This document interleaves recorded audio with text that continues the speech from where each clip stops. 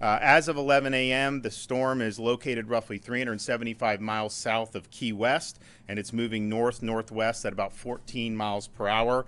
Maximum sustained winds are now up to 80 miles an hour, and it moves into the Gulf, where it's expected to strengthen into a major hurricane in the eastern Gulf of Mexico as early as tomorrow. It will bring heavy rains, strong winds, flash flooding, storm surge, along with isolated tornado activity along Florida's Gulf Coast. Floridians up and down the Gulf Coast should feel the impacts of this as up to 36 hours before actual landfall due to the size of the hurricane. This is a really, really big hurricane at this point. The diameter, the width of it's about 500 miles wide. So if you look at the cone and if you look at where they have the landfall going, I think the landfall is still Levy County. The impacts are going to be much, much broader than that. Of course, that track is still uncertain. It could absolutely wobble further into the peninsula or even further away from the peninsula. You will see storm surge in places like Southwest Florida, even though the storm is projected to be 100 or 150 miles off the coast of Southwest Florida. And so you look in Collier County, they've already issued voluntary evacuations for some of their coastal communities because the storm surge is likely to be significant given how big the storm is.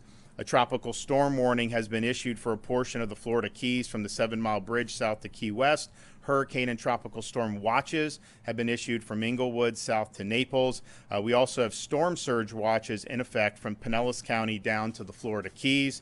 Those watches are anticipated to become warnings later today.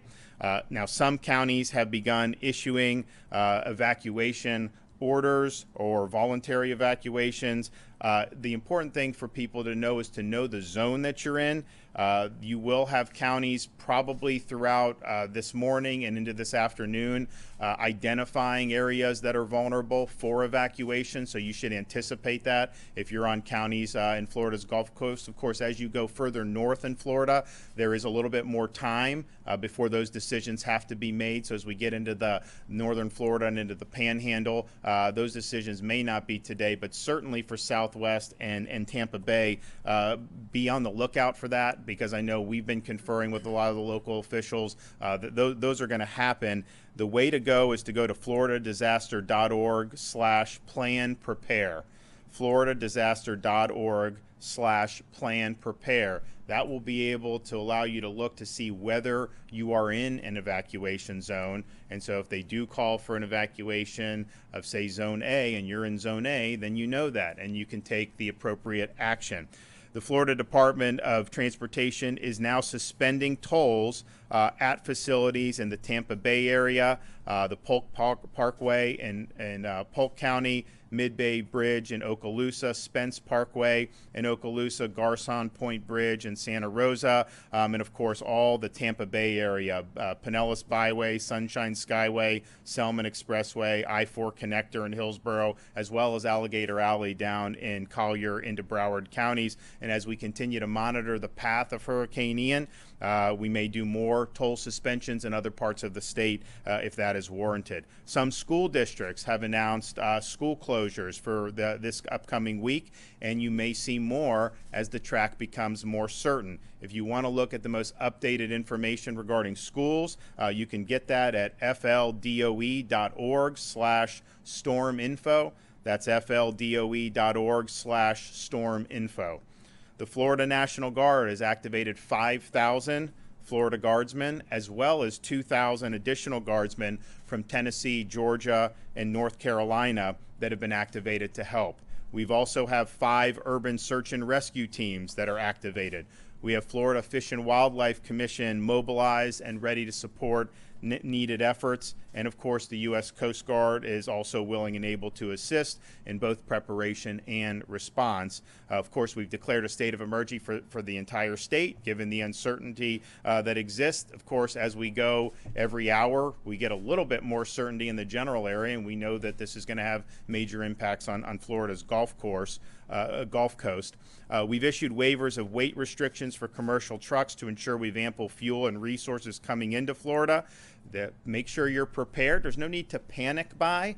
If you normally don't drink a lot of water, you may not need to go out and buy 20 gallons of water right now. So just do what you need to be prepared. We've been in contact with some of the major retailers like Publix and Walmart. They are constantly resupplying. I know Publix did way more than they normally do, and a lot of that is flying off the shelves, but just know there's an effort to be made to make sure that those shelves are restocked as quickly as possible. We've also authorized emergency refills of maintenance prescriptions for 30 days, and we'd anticipate anyone as part of your hurricane preparedness plan, make sure you have the prescriptions that you need. We've also been in contact with the major utilities throughout the state of Florida, particularly those that are servicing the Gulf Coast of Florida, FP&L, Duke Energy, TECO, the municipal electric providers, as well as the rural electrical co-ops. And I can tell you between all of those, I mean, there are tens of thousands of people that are staged and that are going to be ready to go when the storm passes to try to get power restored. But folks should be prepared if you're in this region that there is going to be an interruption of power. So just plan on that. Understand that will happen. Even if the storm, the eye of the storm doesn't hit your region, you're going to have really significant winds. It's going to knock over trees. It's going to cause interruptions. And so that's just the name of the game. So just be prepared for that. And then they have the resources in place where, of course, that's going to be a priority once it's safe to go in there and get as much power back on as quickly as possible. Make sure that you have your plan in place. Finish whatever preparations you have. I mean, this thing is coming this week, and we know that, and we know we're going to have some major impacts throughout the state of Florida. We have at the department here for emergency management received 338 requests for assistance from local counties. 293 of those have already been fulfilled, and others are on the way. We've deployed 210 medical professionals to Hillsborough County special needs shelters and another 120 to surrounding counties. We have 300 ambulances supporting special needs evacuations in the Tampa Bay area, and hundreds of generators and pumps have also been staged in the Tampa Bay area to prepare for the flooding that we're anticipating. So please continue to monitor your local weather service for updates. Make sure that you're commencing your storm preparations. Visit floridadisaster.org/get-a-plan to see some of the things that may need to be done. For all you new Floridians who haven't been through one of these before, just understand, just remain calm. There's no need to panic. Listen to the folks at the local level. Listen to what they advise in terms of preparations, any evacuations. If you are going to be in your home when the power goes out and you have one of the generators, just understand those generators must be operated outside the home. Every year, we tend to have people that operated inside their home. You will get poisoning from carbon monoxide, and we have fatalities for that. In fact, we've had more fatalities in recent storms from the use of the generators than we've had from the direct impact of the storm itself. So just understand, it's great to have a generator. Obviously, we live in a very connected world. People want to have that power on, and I understand that, and I do too. But make sure it's used properly, and that exhaust has got to be going outside your home. Do not let that come inside your home. So we're continuing to work with communities at the local level. I've been able to speak with a number of the folks today. We're going to continue to work to support their plans. Obviously, at this point, we want everyone to be safe. You have a significant storm that may end up being a Category 4 hurricane, and I know they say it may slow down by the time it reaches landfall, but if you have that off the west coast of Florida, that's going to cause a huge amount of storm surge. You're going to have flood events. You're going to have a lot of different impacts from that. So we want everybody to be safe. We want people to weather the storm, and that ultimately is the most important thing. Property damage and these things, it's terrible that would happen in a storm, but we can fix that and we can help rebuild, but you got to take care of yourself, and we want to make sure everybody is safe. Of course, as the storm hits and in the immediate aftermath, we have all these resources that are staged, from our guard to Fish and Wildlife, search and rescue, to be able to help people that are in need. And then, of course, once the dust settles, there's a premium on restoring power, fuel, communication, so that people can resume normalcy as soon as possible. I want to let Kevin Guthrie come up here from our Department of Emergency Management. Thank you, Governor. Thank you for your leadership and support as we move into Hurricane Ian. We currently have more than, as the Governor said, currently have more than 338 active missions for our local partners. We're working diligently to ensure all needs are met. Some of those needs, need to understand, we're not going to get them to the counties before landfall. That's typically an issue where they've asked for water or food, but they have no place to house it. We cannot leave a semi-trailer just sitting in a parking lot with 110, 120 mile an hour winds. So that is the discrepancy between the number of missions that we have filled and the number of missions that we are responding to. So if that should come up. This includes providing meals, waters, ambulance strike teams, oxygen, technical communications statewide. We have deployed several hundred shelter support staff, as the Governor has already mentioned. We have also set up 2 logistical staging areas to provide immediate direct assistance after the storm's landfall. We will be operating one of those on the east side of the storm and one of those on the west side of the storm. We know that for many Floridians, this may be their first hurricane experience. As the Governor said, do not panic. There is still time to get your preparations in order and safely evacuate if necessary. Remember to make a plan that works best for your family and business and include your children, pets, and seniors that you care for in your disaster preparedness plans. Know if you live in an evacuation zone. You can visit floridadisaster.org/KNOW or Plan Prepare to input your address and determine if you live in an evacuation zone. Evacuation zones are designated as zones A through F, with A generally being the most vulnerable and most likely to be evacuated first. Evacuations are issued at the local level, so make sure you have multiple ways to receive weather alerts and information from your local officials. We've received numerous inquiries from individuals navigating our Know Your Zone website.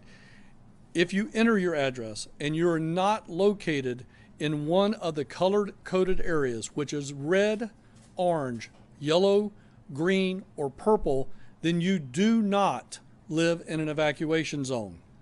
If you do not live in an evacuation zone, you may be able to shelter in place. This is where we ask you to know your home. Can your home sustain hurricane wind speeds? If you live in a manufactured home, you need to evacuate. If you live in an older home that would not stand those winds, you need to evacuate. If you are power dependent for your livelihood, you need to evacuate.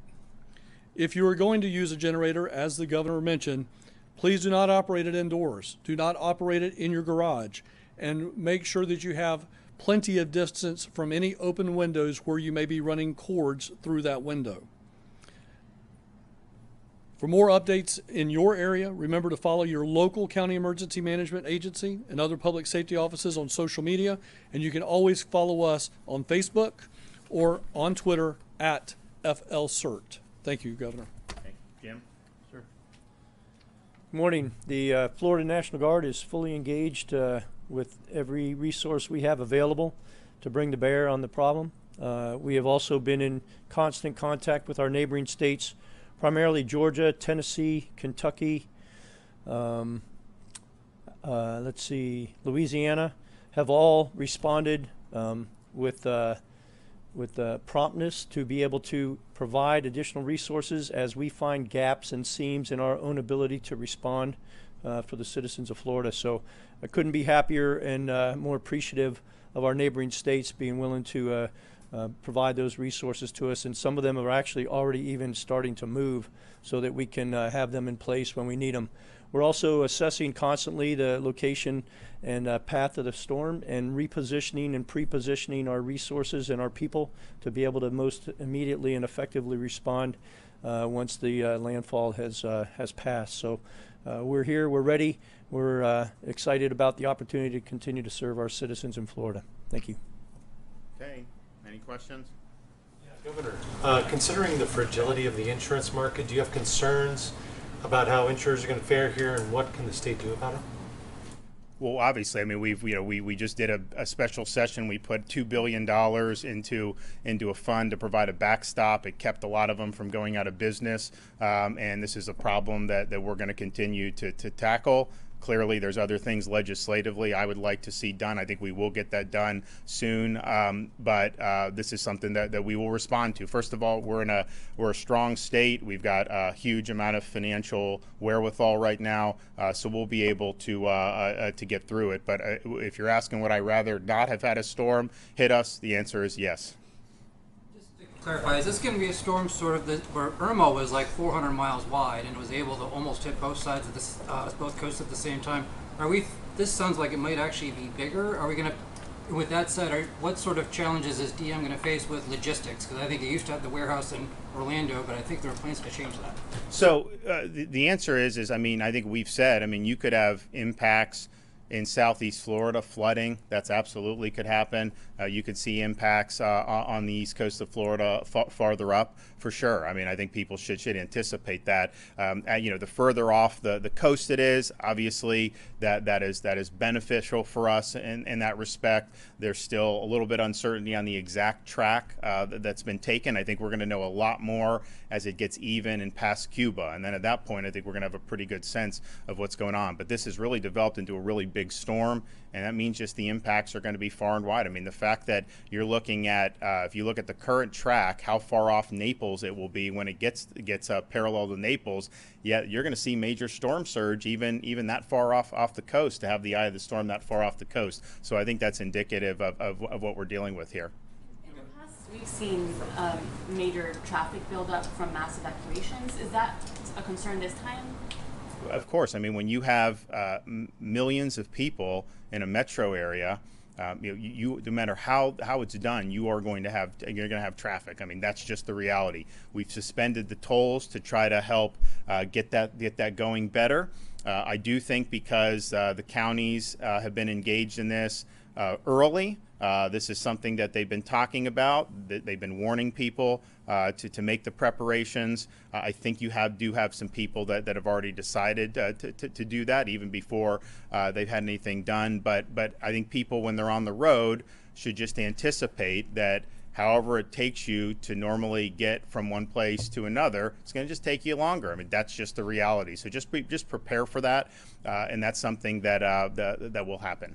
How are we feeling about the fuel situation in the state? Because I know there are some parts of Tampa that are concerned that gas stations are already running out. So they're constantly resupplying the fuel, and there have been some, but I think, Kevin, by and large, it's getting resupplied in good order. There's no need to panic buy fuel.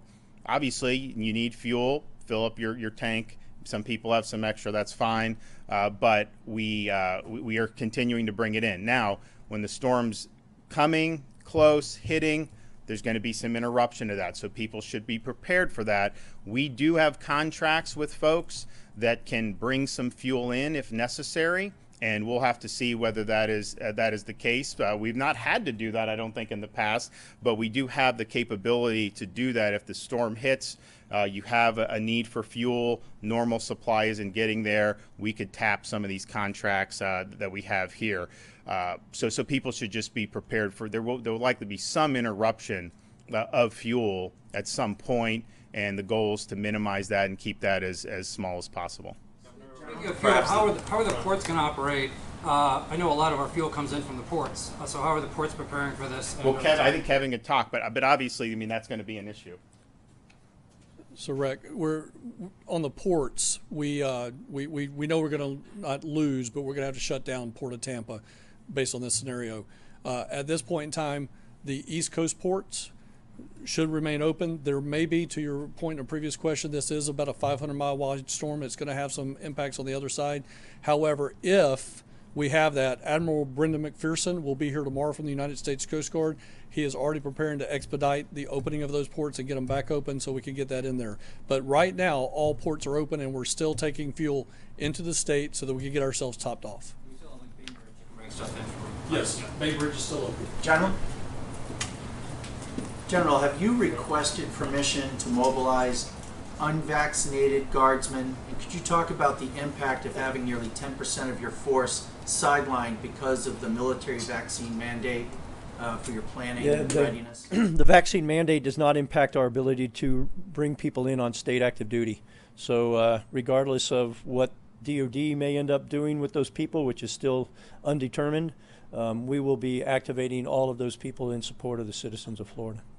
Governor, perhaps Director Guthrie, because the track seems to, like, it'll be spinning out for several 48 hours, like off the coast of Florida, are onto us. Should people who are evacuating be prepared to stay for quite a much longer period of time than they might have been used to from previous storms, and not return before it's necessary? So, you know, I'm going to give kudos to Monroe County after Hurricane Irma. A lot of that stuff is driven at the local level, and with state supporting is trying to get that open back up. But I was just down in the Keys a couple of weeks ago for the anniversary of Hurricane Irma, and you know, if you recall, the Keys were open in like 10 to 14 days for tourism and whatnot.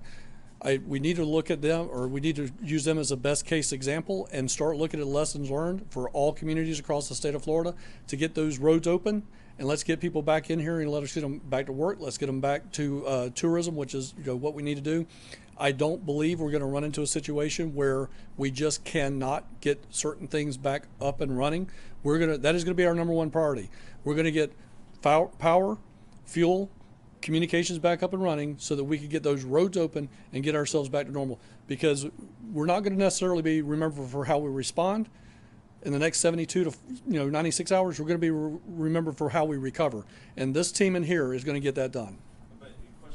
One thing too, though, is that if you look at something like Tampa Bay, very vulnerable area, you could see significant flooding. So the initial, response once the storm hits, assuming that you have bridges that are out of commission and other difficulties in even accessing the peninsula, Kevin has Chinook helicopters, and they will be bringing in supplies via helo. And dropping those off at probably the St. Pete Clearwater Airport, I would imagine, and doing that. But that's something for people to think about. You may have flooding such that some of those places may not be accessed, and so that's not like government telling you can't go back, but it's just the reality of what we could do. When you talk about some of the storm surge that they're forecasting, this is very significant storm surge for a very low-lying area, so that's going to have significant impact. All right. Well, we're going to do. I'm going to do another briefing later this afternoon, likely down in Tampa Bay, and we may be back here later tonight if there's any major developments on the track. Thanks.